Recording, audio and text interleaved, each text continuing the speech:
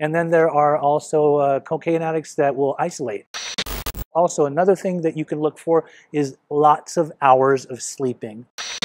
Hi friends, my name is PEJ. I'm an interventionist. I help people with drug addiction, alcoholism, and mental health hopefully get on the path of changing and becoming much better, hopefully becoming sober too. Today I want to talk about certain types of behaviors that people possess when they're addicted or they have alcoholism, and then what can be done to try to help them. You know, when it comes to opiate use, a great indicator that somebody's on a lot of opiates is because they are nodding out. A lot of times you will see them falling asleep in various places, sometimes unusual places and sometimes right out in the open where you would least expect it. A lot of opiate users may have a pill addiction that could later on transfer into some other kind of addiction like smoking heroin or shooting heroin or snorting it or swallowing it. And then fentanyl obviously too, which is like the major killer. And you know, fentanyl addicts, it's pretty evident, like once they are really deep in their addiction, that something's not right. They're not well kept. Some of them actually function in everyday life and go to work and things like that. But the majority, the ones that get really deep in their addiction, aren't really employable. Like they are stuck somewhere. They're either stealing to try to get their addiction going, but you know, they start getting in trouble, or a lot of different things happen to where they might get arrested. These are also great indicators of a person that has a major opiate addiction. When it comes to alcoholism, I think it's not hard to spot an alcoholic depending on how they're acting. Some of them will drink in a way to where they become belligerent, they become drunk, they might become angry. A lot of them might become happy-go-lucky. They'll hide alcohol in and about their house because somebody doesn't like the fact that they keep drinking. But that's definitely, when it comes to alcoholism and alcoholics, something to look for is somebody that's either drinking in the house, isolating, or out and about, wanting to be amongst a lot of different people and places, sometimes friends, sometimes drinking spots like, you know, saloons and things like that. And then there's cocaine addicts. Like cocaine addicts are a very interesting breed because there's different types. There's the cocaine addict that might be one that snorts coke and likes to drink and go out and party with his friends, or even party with certain women or certain men in certain type of settings. And then there are also cocaine addicts that will isolate. The ones that want to stay in the house. Some of them might smoke coke, like crack, and they want nothing to do with anyone. They just want to keep doing more and more and more. They become highly addicted, and they're always chasing that one next high. And you can, the way they appear is they're very sweaty. They sometimes sweat profusely.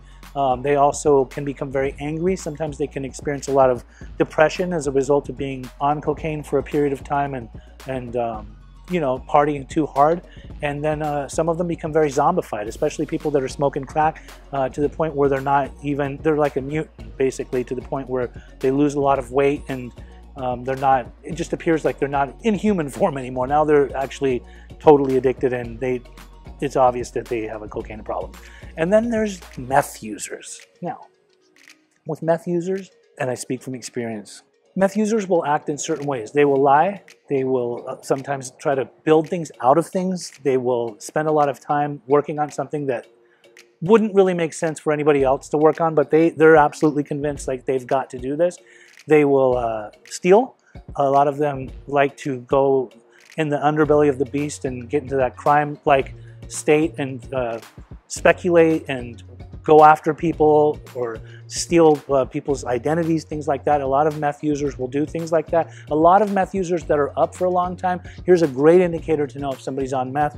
They will think that somebody's out to get them. They will think that it's usually the feds, the CIA, and they will act in a way to where now you see them, now you don't. Sometimes they're gone for many, many days. Also, another thing that you can look for is lots of hours of sleeping.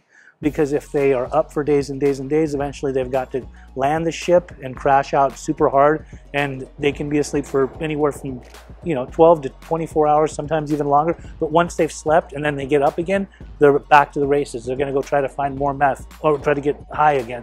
Now, when it comes to getting these people help, how do you do it? Like, what do you do? A lot of times there are wives or husbands or people that call me and say, I think that my husband's on coke or on meth or certain types of drugs. What should I do? And it's not always the easiest thing to try to convince the person that they need help, especially if someone's in full-blown psychosis, which is drug-induced psychosis as a result of the types of substances that they're using. But never give up. You can always call me. We can try to come up with some kind of plan to either be able to get that individual help or to get you out of the situation, because you don't have to stay attached to someone that doesn't want to get help, or somebody that is making you run circles around them, or they're running circles around you, not knowing what to do and how to handle the situation. You've got to protect yourself. If you're experiencing this with somebody that you love, or you yourself needs help with drug addiction or alcoholism, you can always call me. My name is PEJ. It's 310-596-9356. I'm here to help.